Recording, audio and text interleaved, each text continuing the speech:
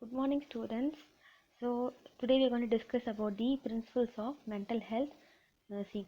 In last class we have discussed about the introduction and what are the concepts and everything we have seen, and today we are going to discuss about the principles of mental health nursing.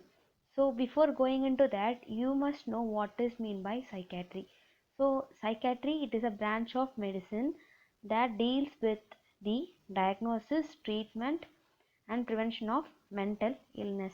So why we are studying the psychiatry is to prevent the mental illness.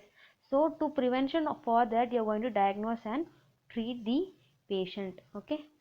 And what is psychiatric nursing? All these definitions are very important for your 2 marks answers. So be sure that you are very thorough of these definitions. So psychiatric nursing, okay, it is a specialized area of nursing practice employing theories of human behavior as it is a science and a purposeful use of self as it is an art in the diagnosis and treatment of human responses to actual or potential mental health problems. So here what happened, as a nursing practice you are going to do some kind of theories, employing theories of, you're going to study about the theories of human behavior, and also what you're going to, it is an art, it is an purposeful use of self as it is an art, and also you're going to diagnose and you're going to treat the patient with the mental health problems. Okay, so thus psychiatric nursing deals with the promotion of mental health, prevention of mental illness, care and rehabilitation of mentally ill individually, both in hospital and also in a community. So as a psychiatric nursing, it also deals with the promotion of mental preparation, that is mental health, prevention of mental illness, and you're going to give care and rehabilitation.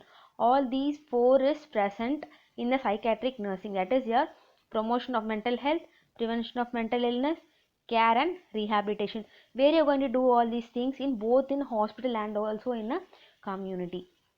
So here we are going to study about the principles. There are 12 principles are there. It is also very much important to have a practical knowledge. Okay. So the first one is patient is accepted exactly as he is. So what you have to do, you have to accept the patient as how he is. Okay. You should not judge the patient. So this acceptance always conveys with the feeling of love and care. So when you have accepted the patient as he is, you have to show them a love and care. So under that, it is also expressed in many ways. This acceptance can be expressed in many ways. The first one is being non-judgmental and non-punitive. So what you have to do, you should not judge the patient. You should not tell the patient which is right and which is wrong, which is good or bad. And also you should not punish the patient. Okay, punitive means punishment. So you should not punish the patient. In hospitals, you would have seen they would have tied the patient. So it is also not, we should not do that to the patients. We should not chain them or restrain them or putting in a separate room. And also these are the things you're going to punish the patient directly. Okay, so in indirectly, how you can punish the patient, like ignoring his presence or withdrawing attention. So when they are coming to you, you will be leaving from them. So all these things we should not do for to the patient. Okay, so this is the being non-judgmental and non-punitive. The next one is being sincerely interested in the patient. So what you have to do when you are giving care, you should show some interest in the patient's uh, character or patient's care. So this how you can able to know, or how you can able to demonstrate your interest towards the patient. So first thing what you can do, you have to study the patient's behavior. So how they will respond or how they will act to you and everything you have to study first. Okay, and the next one is you're going to allowing him to make his own choices and decisions. You are making him to make his own choices, and also you should be aware of his likes and dislikes. And the next one is you have to be very honest with him, and also taking time and energy to listen what he is saying. So what we have to do, we have to sit near to the patient and we have to listen what he is saying. And also if the patient is having some kind of sensitive to some any organs or anything, you should avoid all these things while having a conversation with the patient. So with all these things you can able to make sure that you are sincere with the patient. The next one is recognizing and reflecting on feeling which patient may express.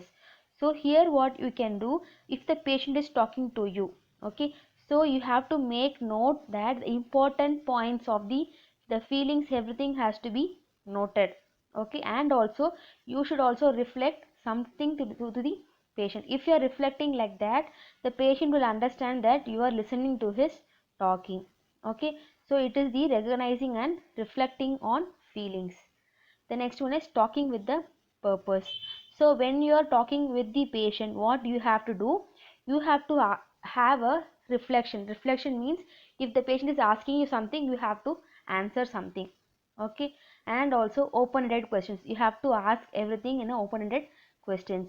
And also what are the things the patient is asking, you have to answer it back to him, okay. So all these things will show that you are showing some kind of interest and acceptance towards the patient. And listening, so how listening is a very active process. So what if while listening, the nurse should take some time and energy to the patient while saying, and the nurse should have a sympathetic listener and a genuine interest, should show some genuine interest. So the nurse should be a sympathetic listener, okay. So in the listening we have to listen and we have to take time to listen to what the patient is saying. The next one is permitting patients to express strongly held feelings. So when the patient is telling you something or when the patient is sharing something, what you should do, you should hear what the patient is saying, okay. And you should accept the patient as he is. When the patient is sharing the feelings, what you should not do, you should not show the negative feelings towards the patient, such as anxiety, fear or hostility or anger. You should not show to you should not show all these feelings towards the patient, and it is not good to have these negative feelings towards the patient to have a good relationship with the patient. And the next one is using a self understanding as a therapeutic tool. So what you have to do, if you are maintaining a good relationship with the patient, you have to understand the patient, okay. You have to understand the patient's feelings, attitude and response, and you should be aware of all the strength and weakness of the patients also. So this self understanding will help you to face the patient bravely, okay. So when the patient is in different mood also, you can able to face the patient in a good way, okay. So we have to have a self understanding of the patient. Then consistency is used to contribute to patient's security. So what does it mean is, when you are handling with the patient, you should know that what are the routine you are doing in the hospital, and everything should be explained to the patient, so that what happen, you can do everything in a good way. The routine of the ward and the hospital, everything should be explained to the patient clearly. And reassurance, okay, reassurance is very important in a nurse's career, okay. So this reassurance, if you are giving some reassurance, what happen, it will helps the patient to build confidence in you, okay. So if you are giving reassurance, the nurses needs to understand and analyze the situation, how the patients will be appears to the patient. So if you are giving a false assurance to the patient, what happen, it will lead to a lack of interest and understanding towards the patient situation. So if you are giving, if for example, if the patient is not eating properly, so what happened, you will be telling some lie, if you eat I will give this, like that. So if you are doing so, what you have to do, if the patient is listening to your words, you have to do what you are saying, okay. So if you are not doing that, what happen, the patient will lose their interest in you to have a good communication, and it will also uh, endanger the patient life situation, okay. So reassurance is very important. Then patient behavior is changed through emotional experience, not by rational interpretation. So here what happened, all the psychiatric patients, they will have some kind of emotional experience. So how you going to make the patient to understand that?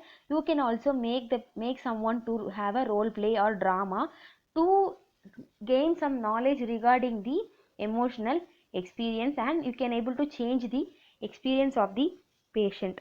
Okay, so if the patient is having any bad incident, okay, any bad incident, and it may have affected their emotional experience, so what we can do, we can do some role play or drama to correct the emotional experience. Okay, that is the patient's behavior is changed through emotional experience and not by rational interpretation. The next one is unnecessary increase in patient's anxiety should be avoided. So we should not make the patients to have more anxiety. So how we can avoid all these things? So while giving care, what happened? You should not show your fear. So the nurse should not show the fear towards the patient.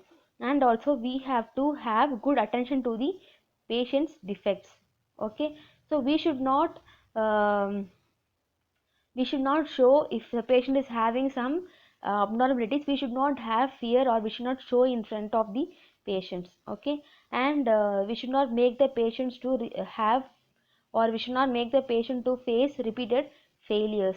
Okay, and placing demands on patient which he obviously cannot meet.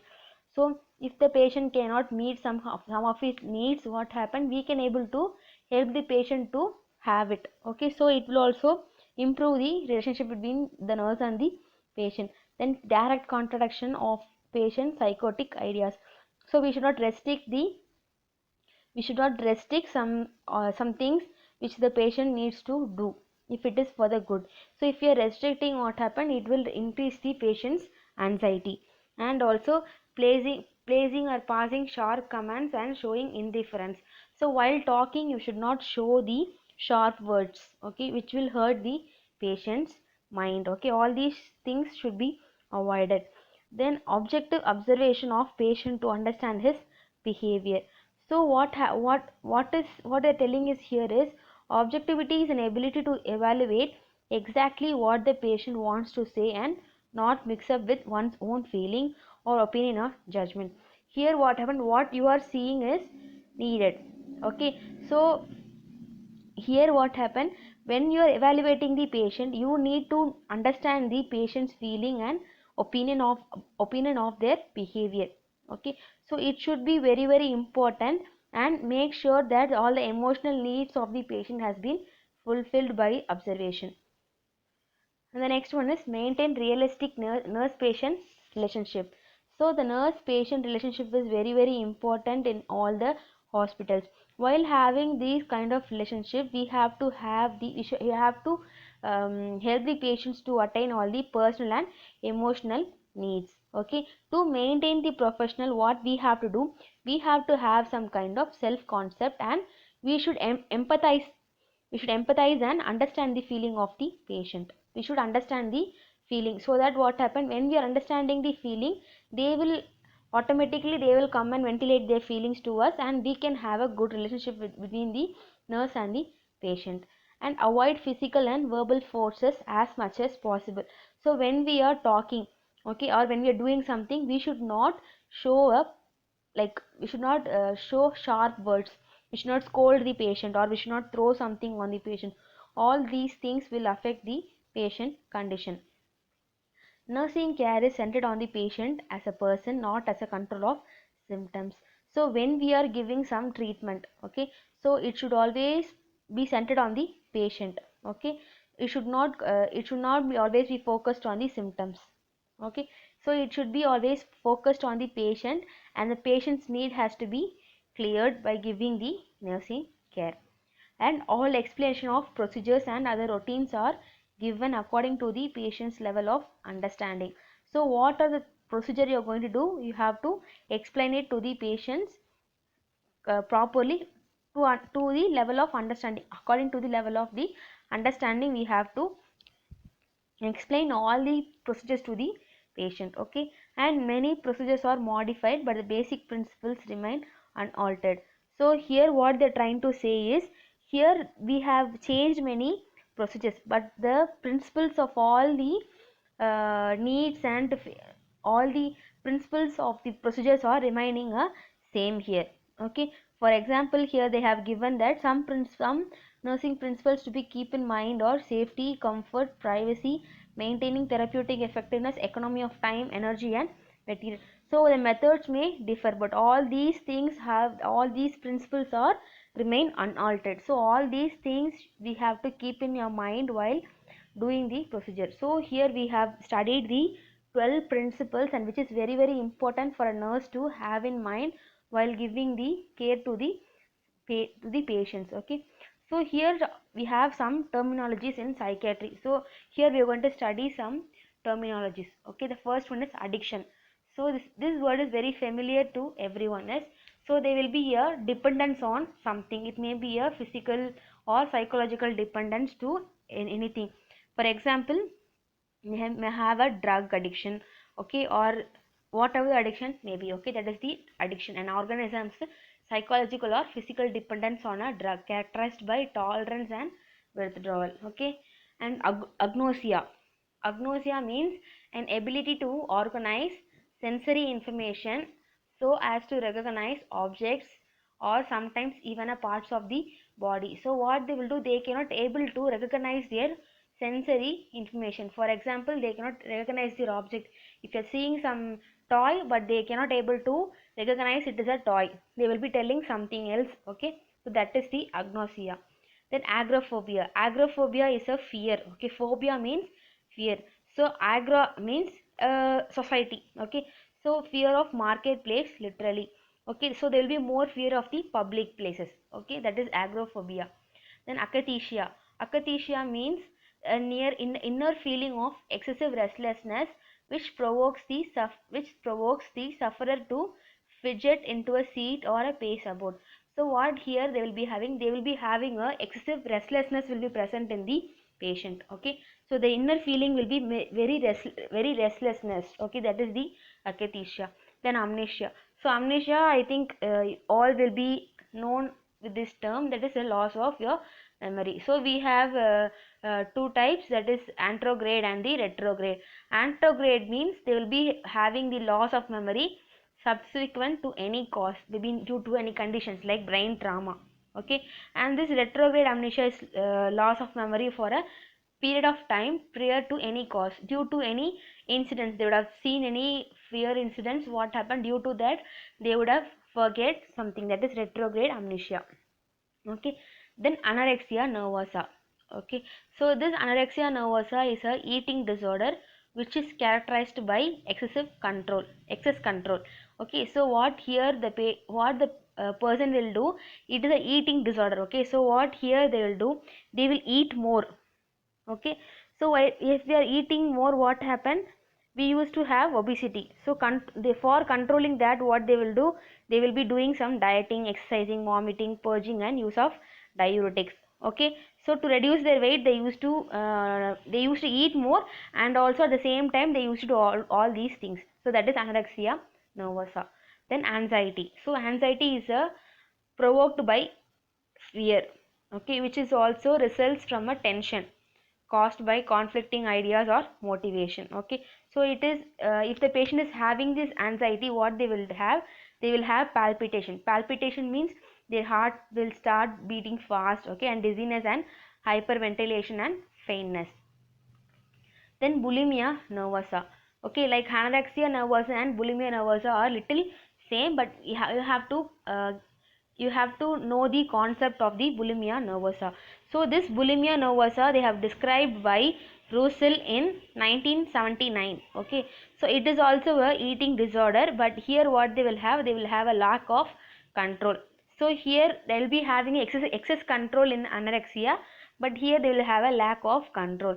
So what happened, abnormal eating will be here, abnormal eating behavior will be there, but what happened, they will also have dieting, vomiting, purging, and also they will eat more food to have a normal weight or obesity. Okay, that is the bulimia nervosa.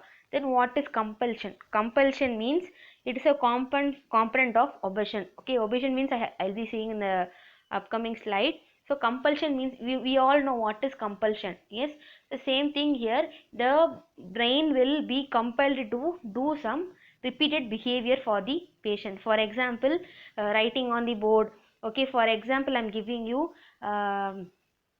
what happened if I am cooking in the gas stove. Okay, I would have switched off the gas, but again I will be having this. Remember that I have switched off the gas or not. So again I will be going and watching the gas stove whether I have offed or not. So within 5 minutes again I will be going and seeing. So they will be having a repeated behavior like this. Okay, that is the compulsion. Okay, then confabulation. Confabulation is changing loosely held and false memories created to fill in orga or organically derived amnesia.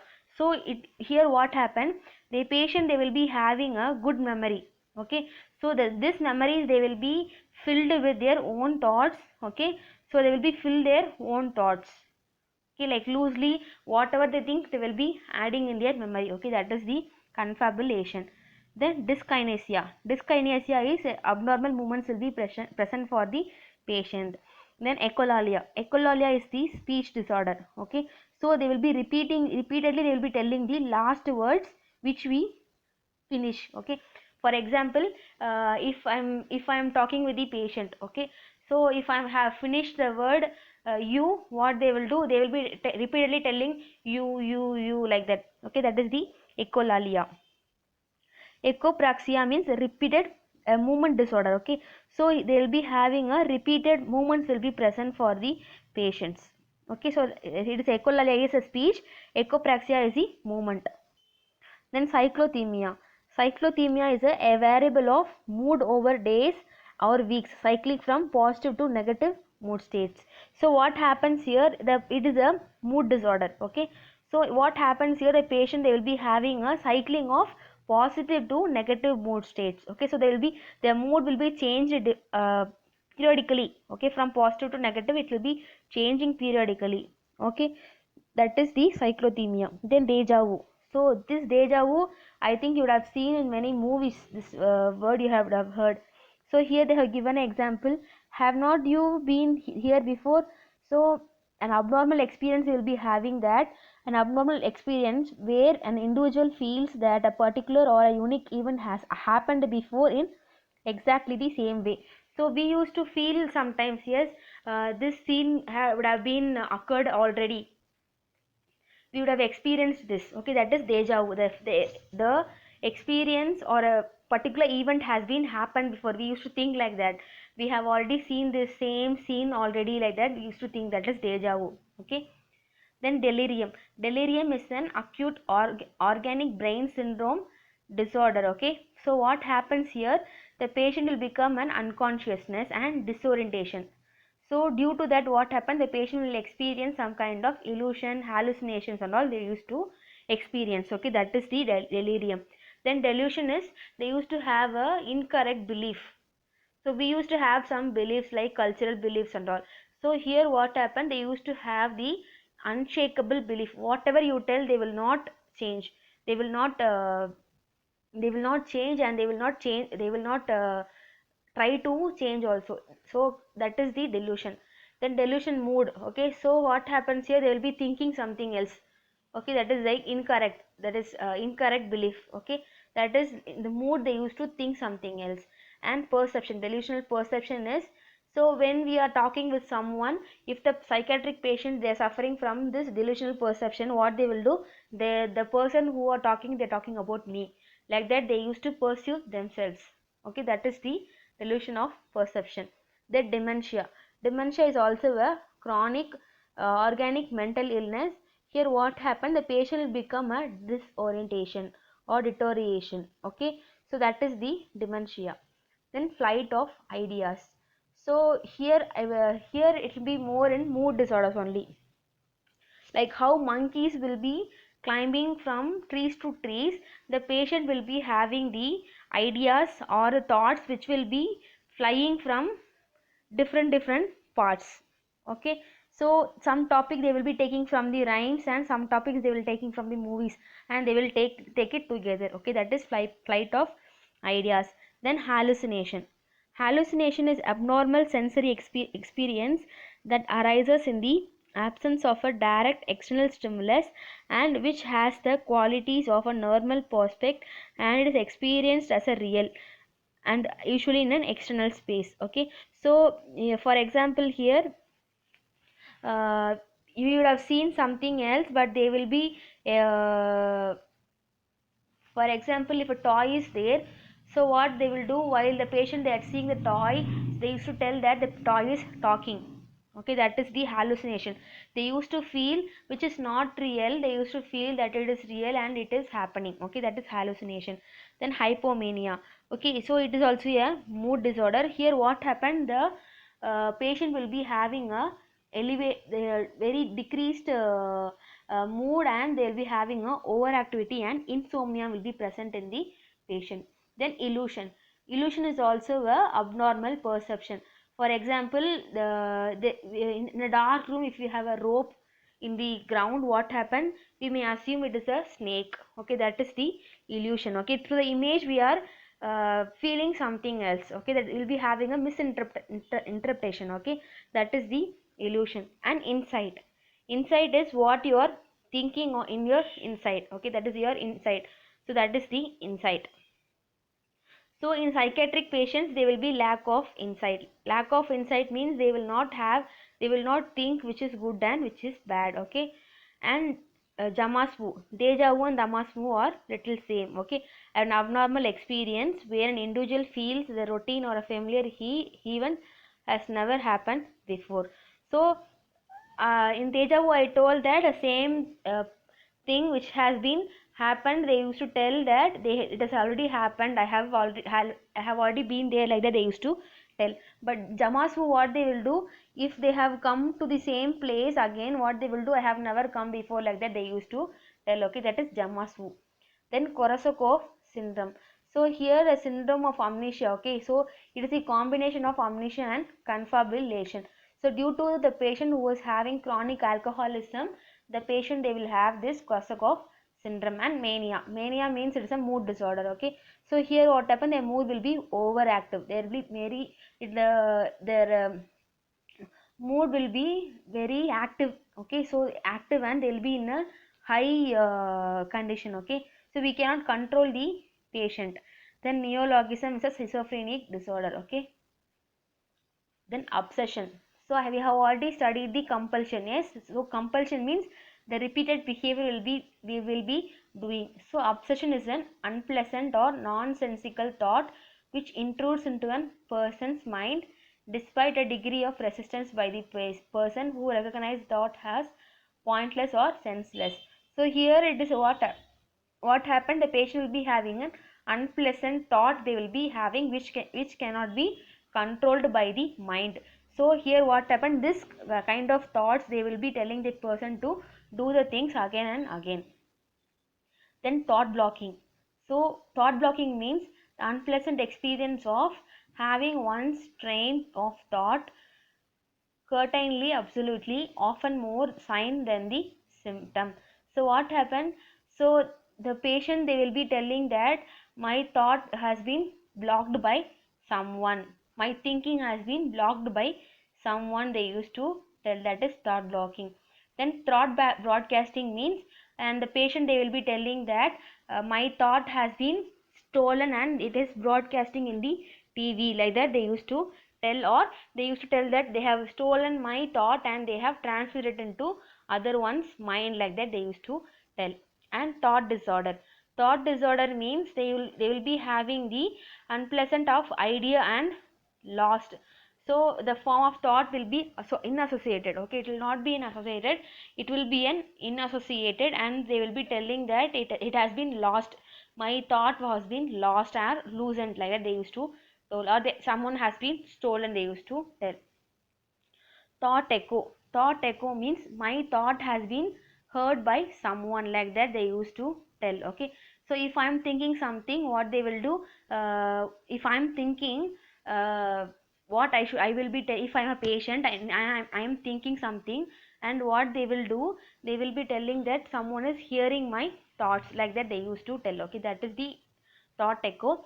And thought insertion means the person with this disorder, they used to tell that someone is coming and they are inserting some thoughts into my mind, like that they used to tell. They are giving some thoughts into my mind, like that they used to tell. That is thought insertion.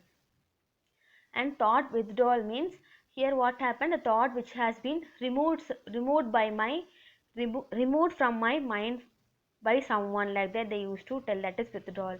Then depersonalization. Okay, so depersonalization is like, it is a self is felt to be unreal and detached from the reality. So here what happened, they will not be in the present. Okay, they will be in a dream world. Okay, that is the depersonalization. So how we can able to find this kind, means they will be very tired and they used to have some kind of seizures also. Okay, so that is a depersonalization. Then depression. So depression, we all know, the patient, they will be more tired and they will be very sad. That is depression. Okay, it is an affective disorder which is characterized by the profound and persistent sadness will be present. Persistent means it will be a continuous sadness will be present for the patient. Okay, so till now we have seen what is the definition of psychiatry and psychiatric nursing. Then we have studied about the principles of the psychiatric nursing and the terminologies which we are studying, which we are going to study in the upcoming lessons. So go through the all these PPTs and go through it once, and if you have any doubts you can ask me anytime. Okay, thank you.